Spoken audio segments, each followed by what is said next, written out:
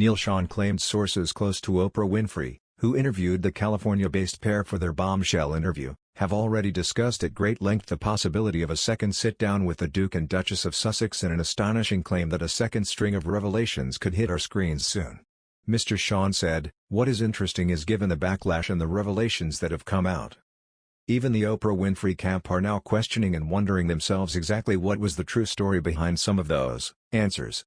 But in an astonishing suggestion, Mr. Sean claimed sources who worked on the interview team are wondering whether they now need to do a top-up interview with the Sussexes. In response, Mr. Sean remarked, "I think this would be amazing." The royal expert, however, stressed his personal doubts that Meghan and Harry would in fact agree to a second interview. He suggested the pair would be stewing in their seats if they subjected themselves to a second grilling. But despite his reservations, he did entertain the idea of Oprah managing to secure some form of second interview with the Sussexes, as he noted the talk show queen is a powerful mogul in the USA.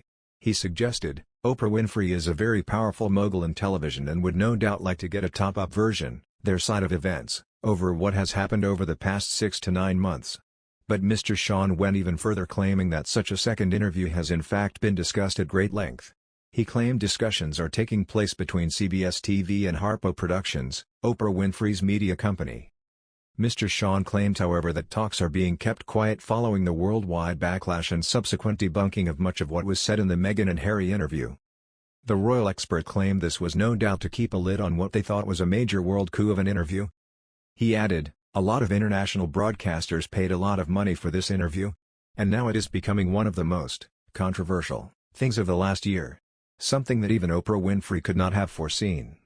The Duke and Duchess of Sussex, who moved to America in January 2020, left shockwaves traveling through both the States and United Kingdom when Meghan's claims of racism within the institution came to light. But what does the family patriarch Prince Charles think of their admissions? Though Charles has never formally offered his thoughts on the explosive interview, he has made his thoughts clear in plenty of other ways.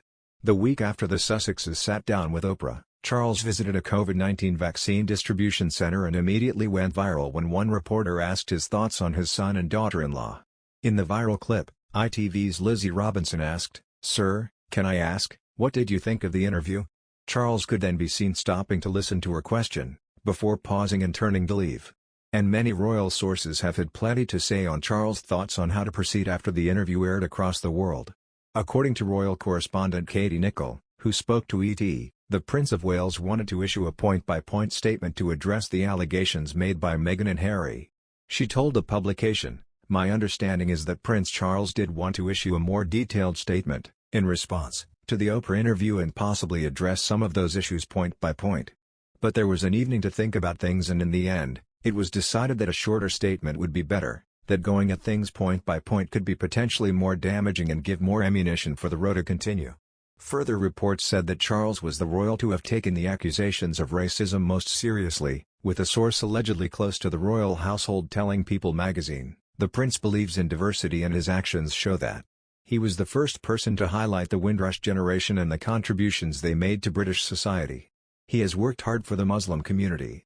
Of all the members of the royal family, he has taken this issue the most seriously.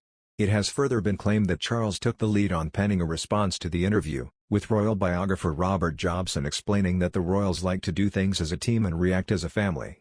He said at the time of the interview, "I think the Prince of Wales has also taken the lead on how the palace has responded. The Queen is 94 and the Duke of Edinburgh is incapacitated, so he will be trying to placate and learn lessons from this so something can be worked out to everyone's satisfaction." However, in May this year the news broke that Charles was still fuming with Harry after the bombshell interview, as royal correspondent Christina Garibaldi explaining that her sources said tensions were still high. She explained that when Harry visited the UK for Prince Philip's funeral, so-called peace talks between the pair didn't seem to have worked out. The US Weekly Reporter said, "Prince Harry and Prince Charles did not resolve their differences when Harry returned to the UK. They barely communicated. Charles is still fuming about Harry throwing shade at him and the royal family in the big interview and won't let it drop." Other sources have claimed that Harry has been forced to write letters to his father due to a complete communication breakdown. The Mirror reported that the correspondence outlined Harry's reasons for leaving while promising to respect the institution. Harry has been to the UK once more since his grandfather's funeral. In July, he and his brother William headed over to Kensington Palace to see a statue of their mum, Princess Diana, unveiled in the grounds. But Prince Charles didn't attend the ceremony, reportedly because he didn't want to resurface old wounds. An insider told the UK Times, "It brings back memories for him, happy, sad, regretful. Since Diana's death, he has felt it's best to keep those memories to himself and leave his sons to it." Others have drawn similarities between Harry and Meghan's sit-down with Oprah and Diana's infamous Panorama interview with Martin Bashir. Royal experts have claimed the similarities may have left Charles in a state of despair. Sarah Gristwood told, "Just like Panorama, the fallout from this feels like a moment when the royal family and the palace establishment have to think again and start recasting themselves if they're going to be in a position, to borrow Meghan's words, to thrive and survive in the 21st century."